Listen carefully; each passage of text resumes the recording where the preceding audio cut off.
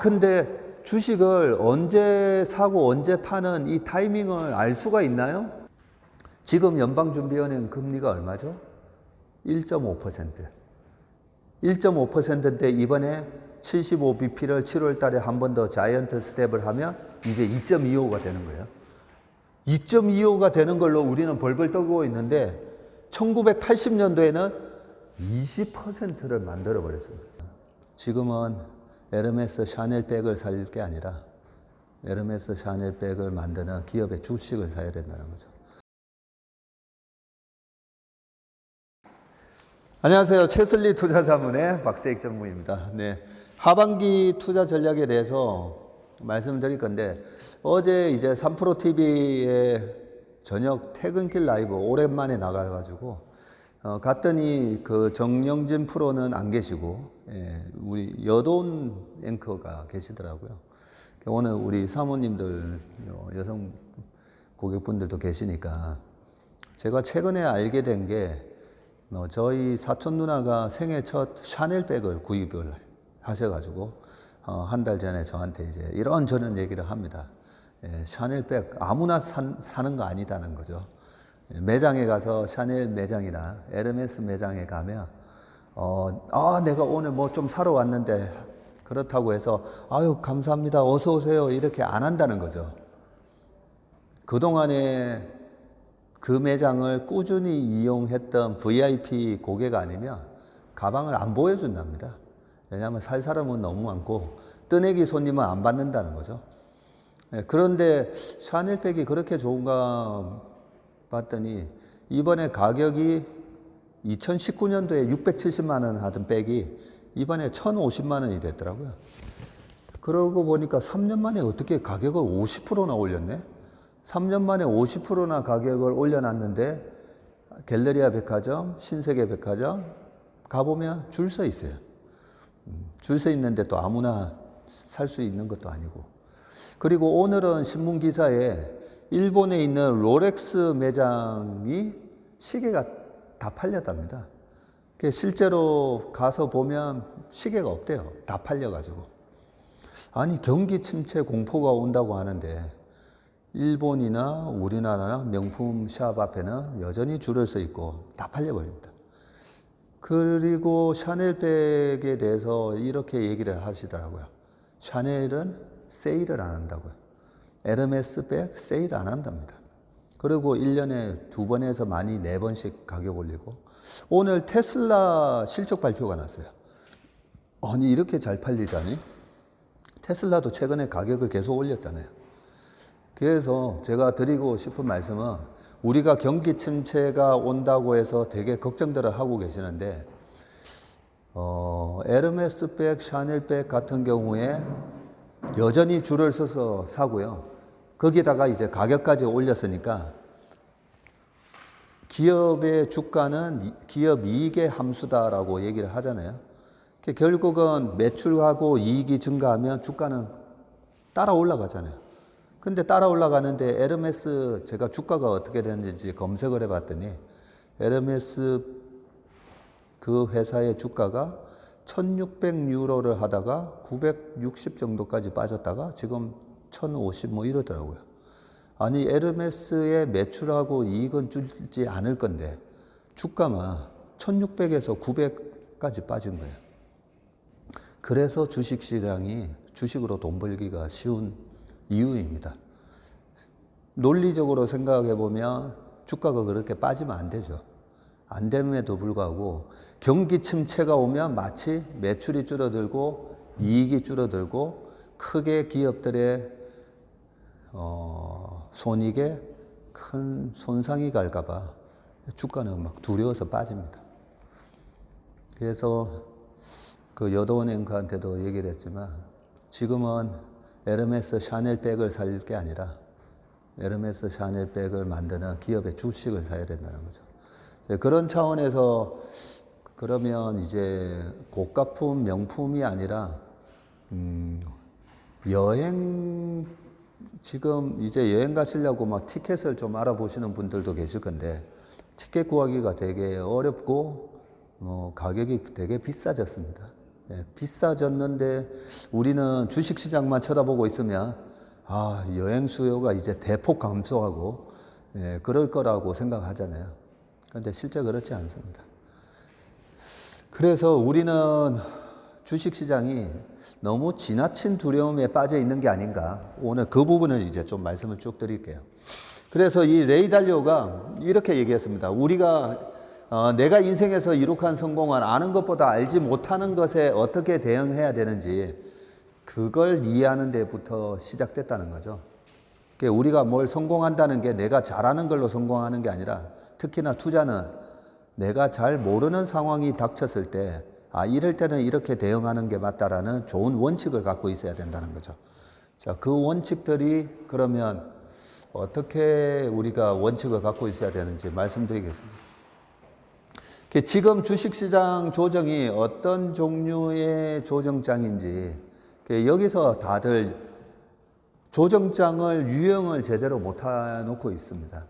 이 유형이 얼마나 중요하냐면요. 우리가 혈액형에 보면 A형, B형 있고, 그죠? AB형 있고, 그러잖아요. 근데 혈액을 공급을 해줘야 되는데 A형 환자한테다가 B형 혈액을 공급하면 안 되잖아요. 그 정도로 주가가 이래 빠졌다고 했을 때 지금 이 조정이 왜 오는지를 알아야 됩니다.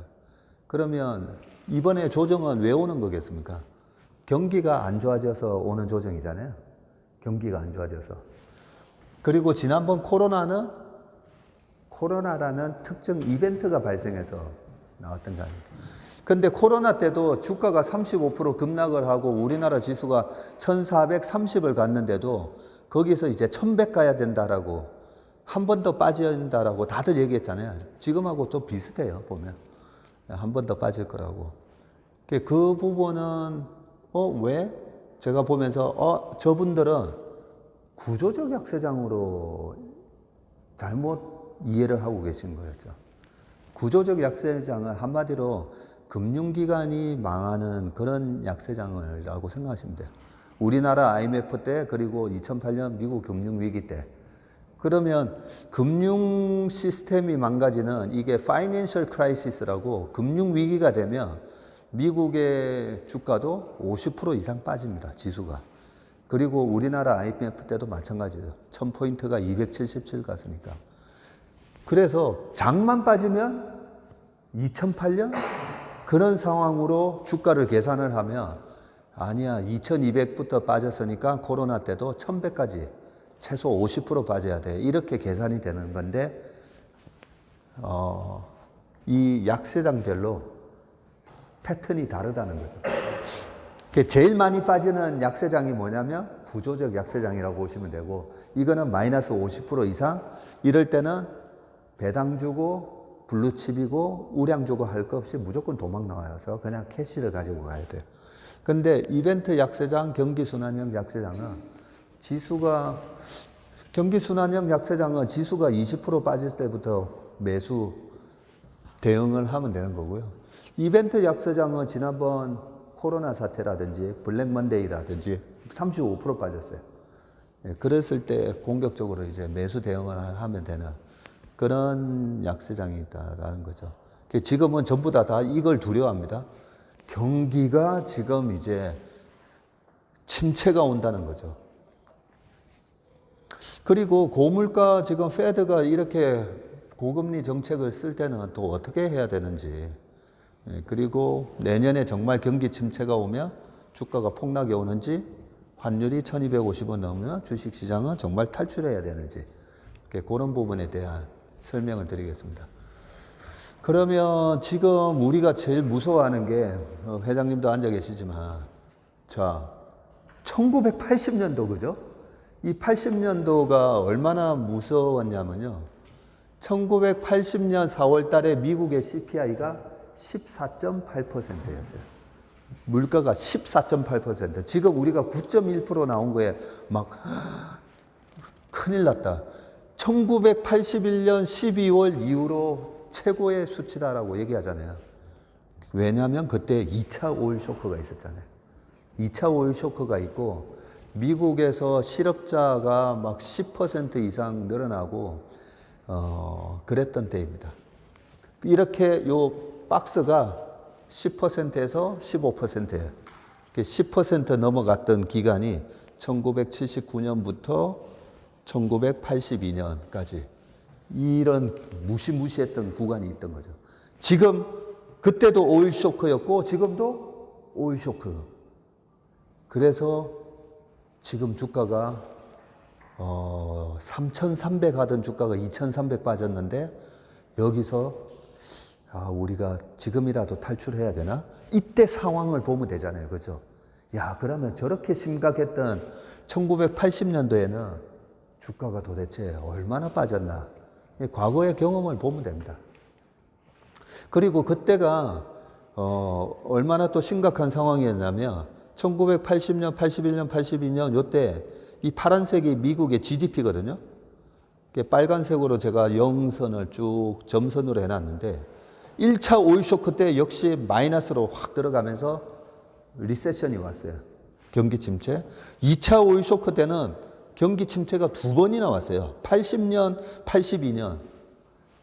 이렇게 2번이나 오는데 물가는 10% 넘는데 실업률이 막 이렇게 올라갑니다. 1차 오일 쇼크 때는 한 9% 갔는데 2차 오일 쇼크 때는 10% 넘어가요.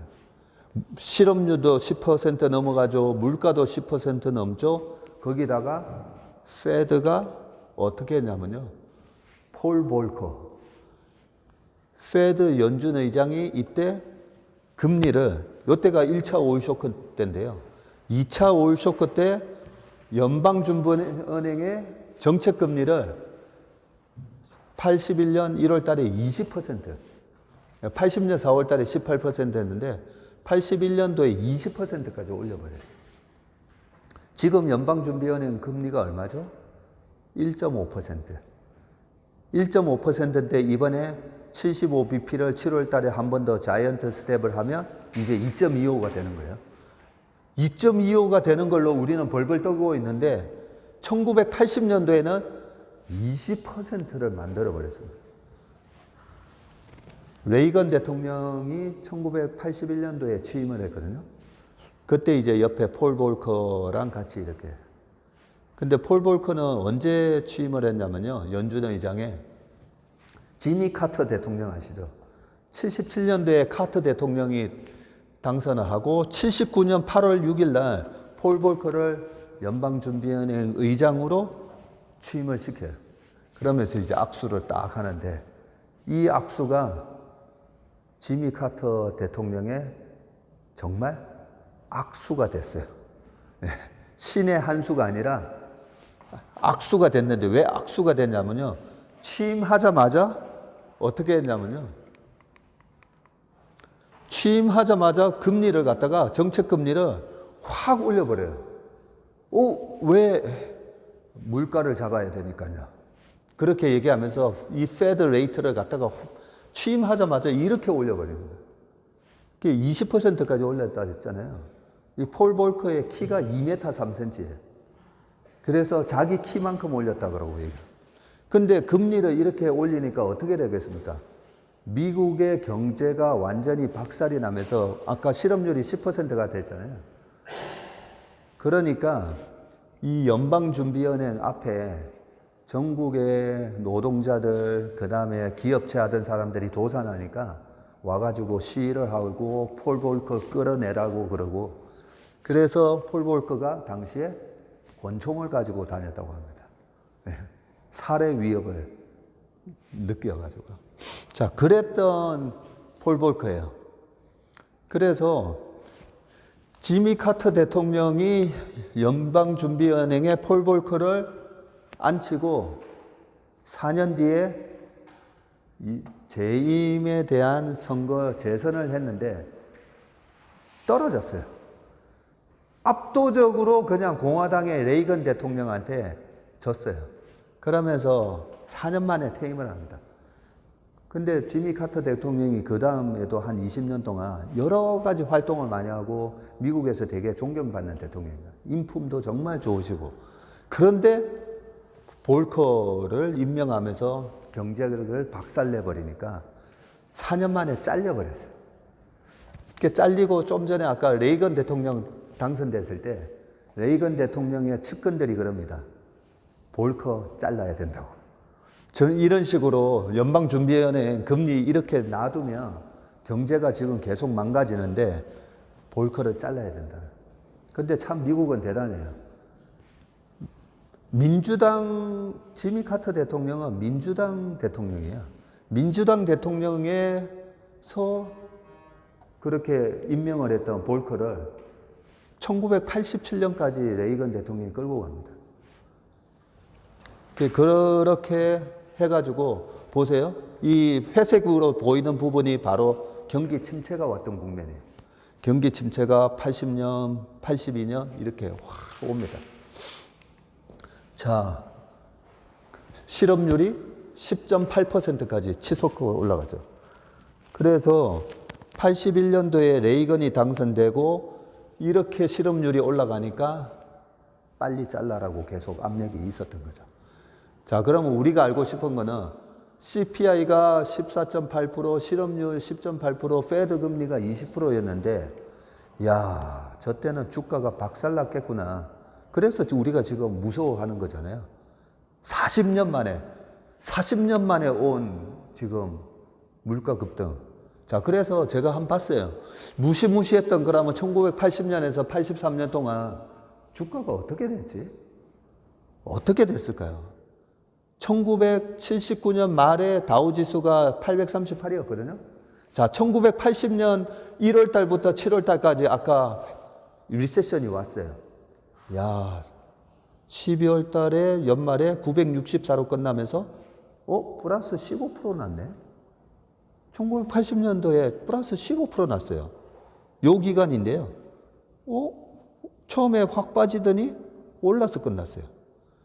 아, 그러면 두 번째가 이제 크게 요때가 막 실업률 10% 나오고 했을 때니까 아, 두 번째 리세션 때 주가가 박살났나 보다. 두 번째 한번 볼까요? 81년 12월 달에 875 기록하면서 마이너스 9% 빠져요. 그리고 82년도에 야, 드디어 이제 박살나나 봤더니 플러스 19.5%가 났네. 그 다음에 83년도에 플러스 20.3%가 나요. 아니, 그러면 이 무시무시했던 1980년, 81년, 83년 동안 주가는 여기서 왔다 갔다 하다가 이렇게 돼요. 고점 대비 그러면 얼마 빠졌지? 고점 대비 24%밖에 안 빠졌네. 최고점에서 최바닥까지 24% 빠졌어요. 올해 우리가 좋아하는 필라델피아 반도체 지수 있잖아요. 마이너스 39%. 나스닥 QQQ 많이 하시잖아요. 나스닥 마이너스 33%. S&P 500 마이너스 24%. 그러면서 여기서 주가가 한 번 더 빠질 거다라고 지금 걱정하고 있잖아요. 아니, 그 무시무시했던, 아니, 실업률 10% 갔는데 내년에 미국 실업률 얼마 될까요? 지금과 같이 막 리오프닝 해가지고 이제 막 델타 항공에서는 보잉에다가 비행기 150대 주문했나요? 아니, 비행기 막 주문하고 있어요. 경기 침체 온다는데. 지금 3.2, 3.6 하는 실업률이 내년에 한 4.1까지 갈 수 있다고 합니다. 아까 실업률이 10.8. 그렇게 무시무시했던 페드의 금리가 20%. 그런데 주가가 24% 빠졌었어요.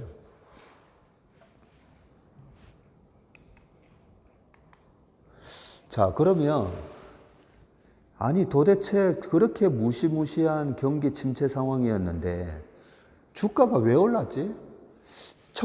다시 한번 볼까요? 1982년 8월, 리세션은 1982년 11월까지 갔어요. 그리고 실업률은 10.8% 했던 게 1983년 초예요. 아니, 그러면 주가는 도대체 여기서 8월 달부터 왜 올라갔지? 1982년 8월 달부터 보세요. 이렇게 막 올라가요. 왜 올라갔을까? 그것이 알고 싶은 거죠. 왜 올라갔을까? 그래서 제가 이 리세션 기간 동안에 아까 1980년에도 15% 올랐다 했잖아요. 리세션이 왔는데 그때도 7월까지 리세션이었는데 나중에 이제 확 연말에 들어올려요. 리세션이었는데 15%가 나고 이때도 결국은 지수가 875에서 1258 많이 올랐어요. 이렇게 올라가게 된 어떤 모멘텀이 뭐가 트리거가 됐을까 고민을 해봤죠. 이것저것 다 찾아봤어요. 이것저것 다 찾아봤더니 리세션 기간 동안에 뭐가 확 빠져요. 두 번째 리세션 기간이었던 1981년, 82년 지나가면서 처음에는 올라가다가 뭐가 확 빠져요.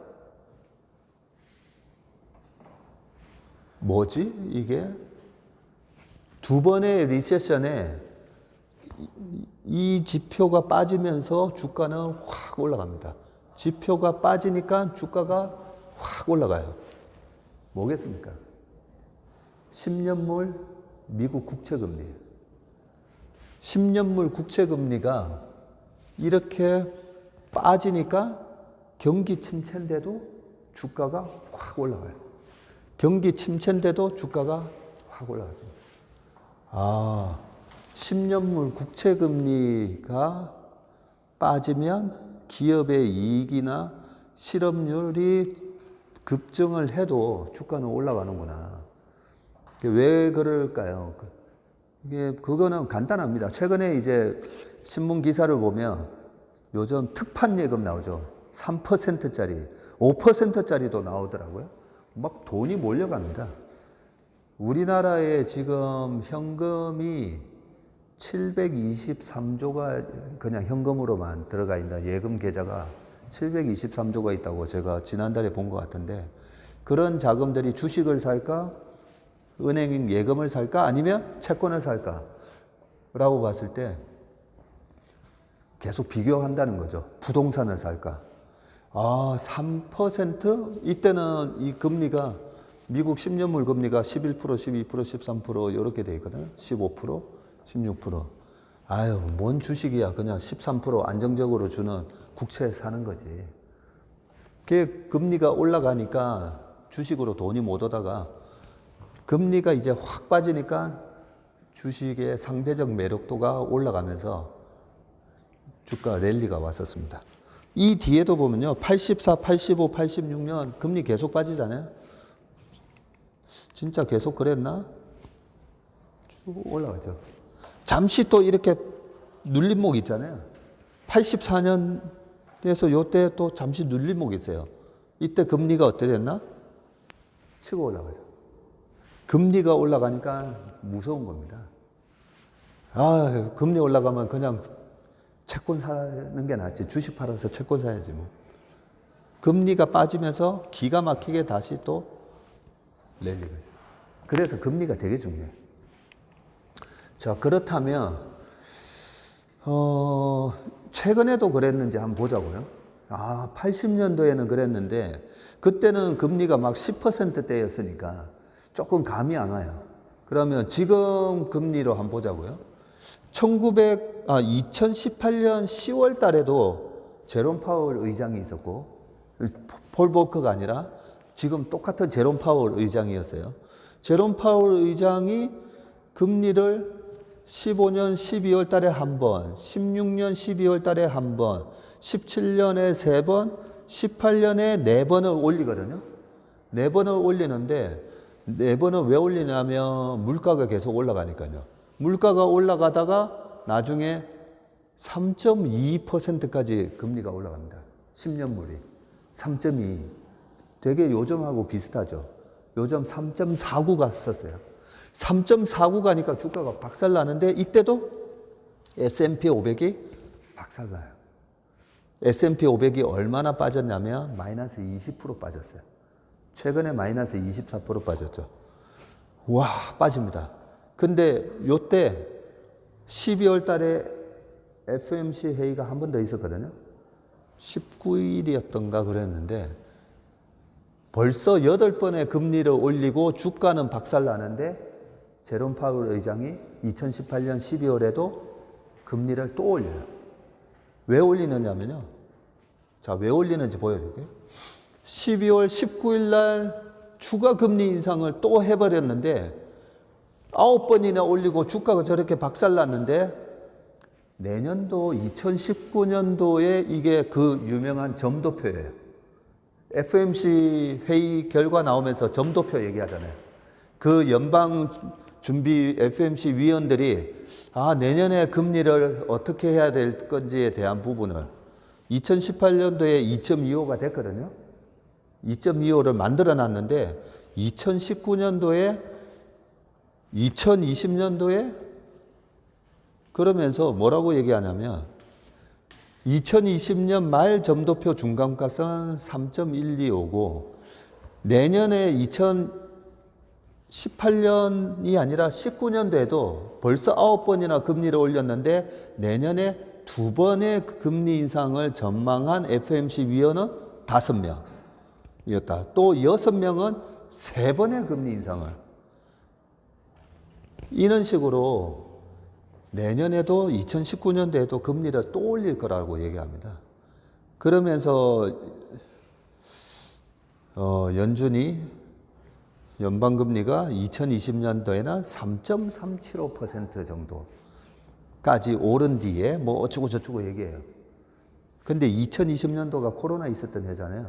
연방준비은행의 금리가 어떻게 됐죠? 제로 금리.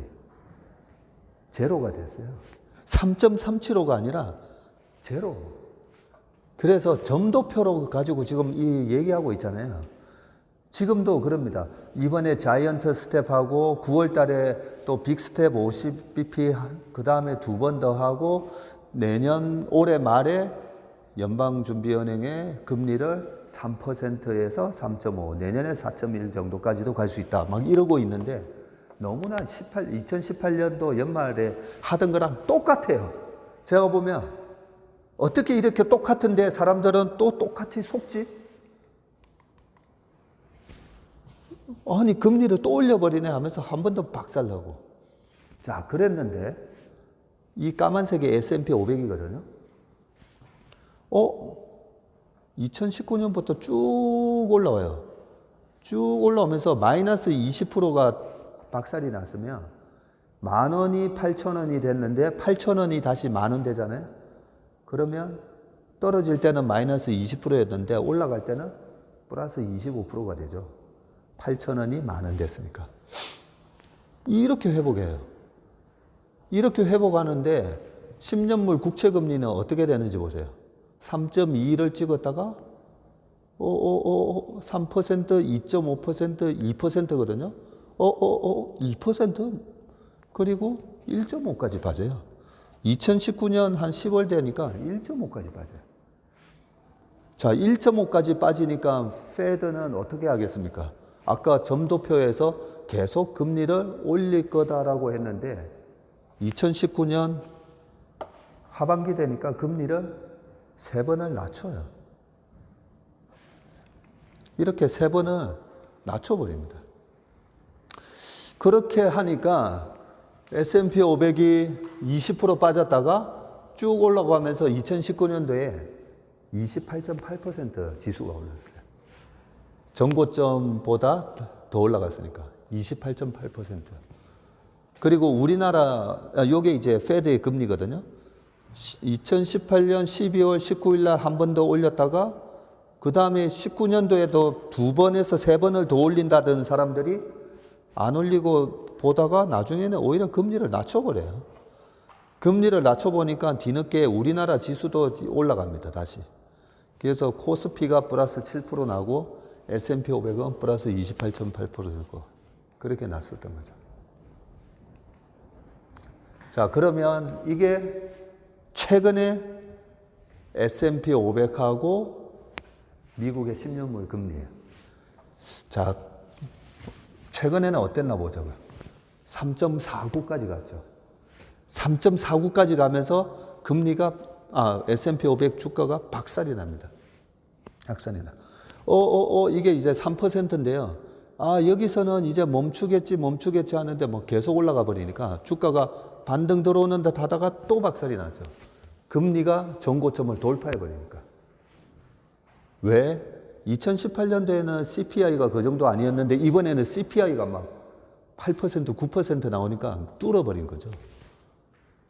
뚫었는데 9.1이 나왔는데 지금 국채금리가 3% 여기서 왔다 갔다 하고 있어요. 아니 9%가 나오고 하는데 국채금리는 여기서 왔다 갔다 해요. 그게 왜 여기서 왔다 갔다 하겠습니까? 그전에도 보니까 2018년도에도 19년도 가면서 이렇게 빠졌다 했잖아요.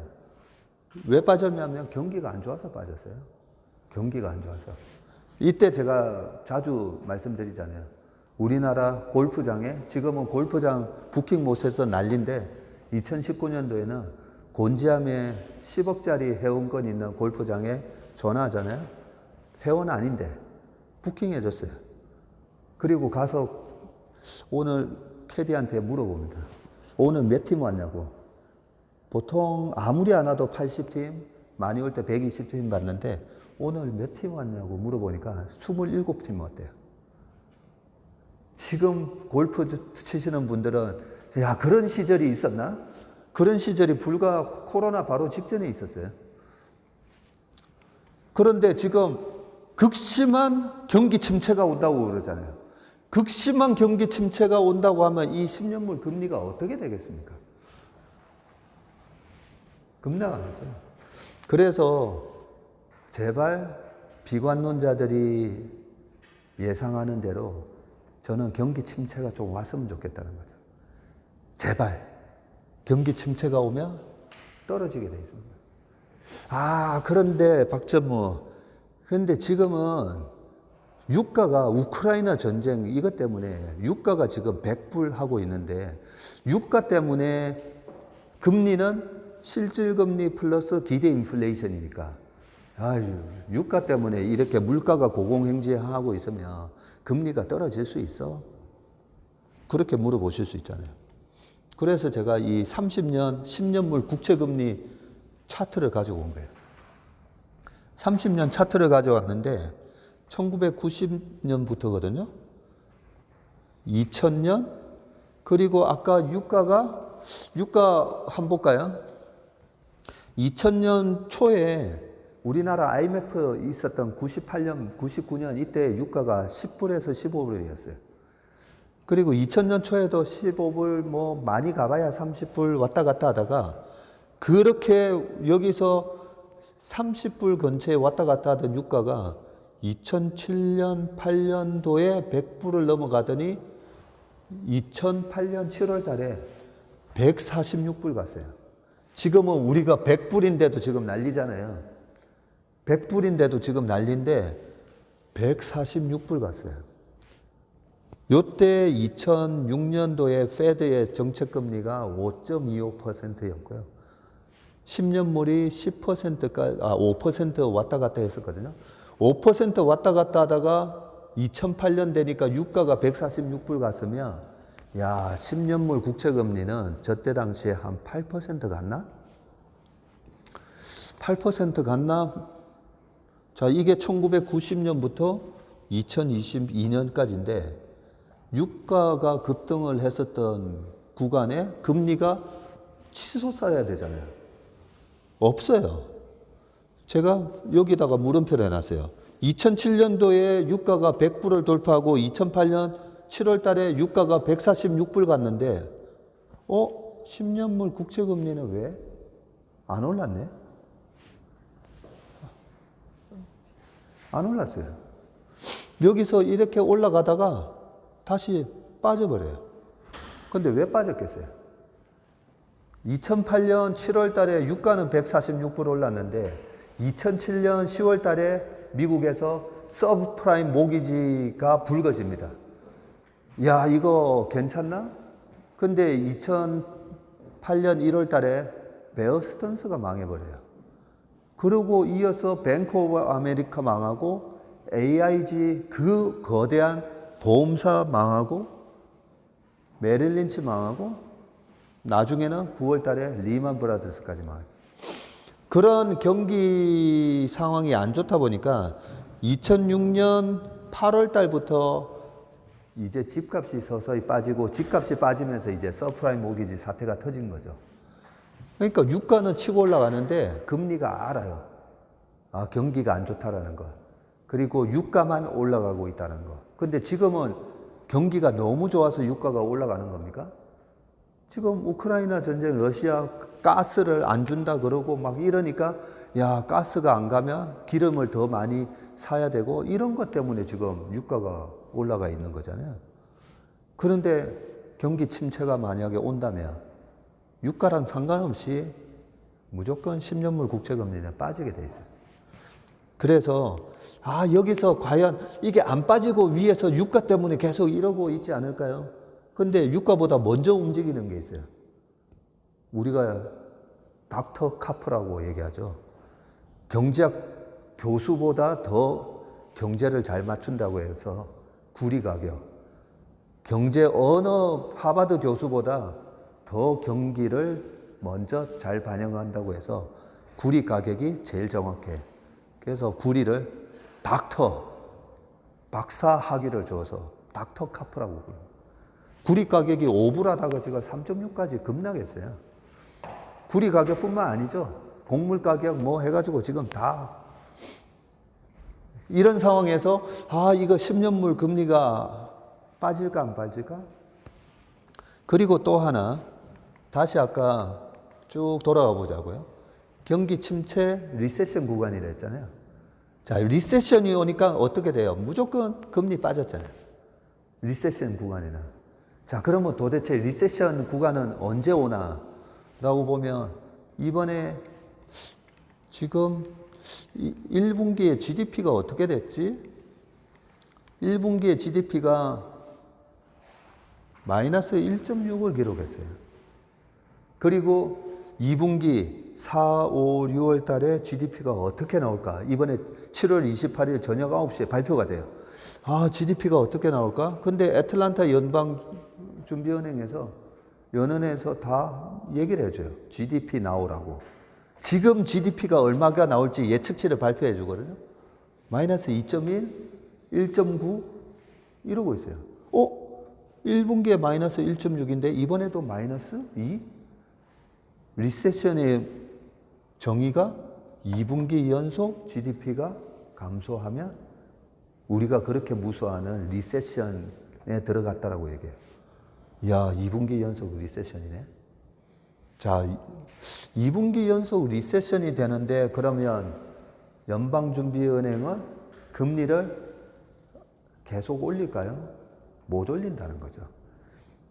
그래서 이 2분기 GDP 확정치 속보치가 발표가 되는 게 속보치가 나오는 게 7월 28일 저녁 9시고 그리고 FOMC 회의는 우리 시간으로 새벽 3시 미국 시간으로 27일 FOMC 회의에서 자이언트 스텝 75bp를 발표하고 그러고 나서 저녁에 GDP가 나와요.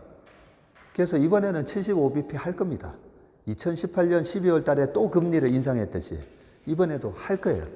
그렇게 금리를 올려놓으면 2018년 12월 달에 2.25가 이번에도 2.25가 완성이 돼요. 완성이 되는데 두 번이나 연속 마이너스가 나네. 그리고 9월, 8월 달에는 FOMC 회의가 없고요. 6주 뒤니까. 9월 달에 FOMC 회의가 있는데 우리는 그때도 0.5% 인상할 거다라고 생각하는데 그때 마치 2019년도에 딱 들어가니까 금리를 못 올리죠. 계속 두 번, 세 번 올린다라고 얘기했는데 못 올려요. 저는 이 현상이 나타난다고 보는 거죠. 그러면 금리를 딱 못 올리는 순간 시장은 여기서 금리 인상이 멈추고 주가는 빠르게 반등이 들어가는 거죠. 그래서 요 구간이 되게 재밌어요. 2018년도에 삼성전자를 보면서 제가 말씀을 한번 드릴게요. 삼성전자가 17년도에 액면 불안하면서 고점 치고 2018년 1월 1Q, 2Q, 3Q 내내 실적 서프라이즈 발표하거든요. 서프라이즈 발표하는데 고점 대비 어안이 주가가 못 올라가요. 서프라이즈 발표했는데 주가가 못 올라가요. 아니 도대체 전자는 왜 이러지? 그러고 나서 금리를 세 번째, 네 번째 올릴 때까지 주가가 마이너스 36% 빠져요. 이때 하이닉스는 마이너스 42% 빠져요. 아, 도대체 실적하고 주가는 뭐 기업의 주가는 실적하고 실적의 함수라더니 빠져요. 그리고 2019년 1분기에 주가가 빵 올라가잖아요. 빵 올라가는데 2019년 1분기에 삼성전자가 실적 쇼크가 나옵니다. 하이닉스 실적 쇼크. 그리고 2분기에 실적 또 쇼크. 실적 쇼크가 나오는데 2018년도에 58조 8천억 영업이익 나오고 2019년도에 27조 이익 반토막. 하이닉스 20조 영업이익 나오고 2조 7천억. 마이너스 84%. 그런데 삼성전자 플러스 44%. 하이닉스 플러스 55%. 그렇게 나옵니다. 아니 실적 쇼크가 나오는데 왜 주가는? 그리고 S&P 500 플러스 28.8%. 그게 다 금리와 연관이 있다는 거죠. 금리가 3.2 하던 금리가 1.5까지 빠지니까 쫙 올라오는 거죠. 이때 삼성전자의 시가 배당 수익률이 2.5%가 나왔어요. 지금도 2.5냐 2.8% 나와요. 그래서 금리만 떨어지면 이 상대적 매력도가 확 올라가면서 주가는 올라간다고. 그런 원리로 되고 제가 지난번 설명회 때도 계속 말씀드리잖아요. 좀 전에도 우리 회장님하고 오셨을 때 근데 주식을 언제 사고 언제 파는 이 타이밍을 알 수가 있나요?